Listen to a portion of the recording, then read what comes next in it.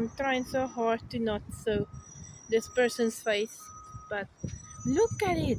He's finally fixing it. En kyk hulle is besig om dit nou reg te maak. Cool. Ek weet ek praat in twee different talle. Ek weet. Maar dit is nou die dag. Nou. Ek wys net maar net. Ek figure nog steeds uit wat moet ek in Engels of in Afrikaans praat met julle. Ek figure out nog steeds dit, so maar nou sien julle dit. So yeah. It's finally busy fixing it. Yes, finally.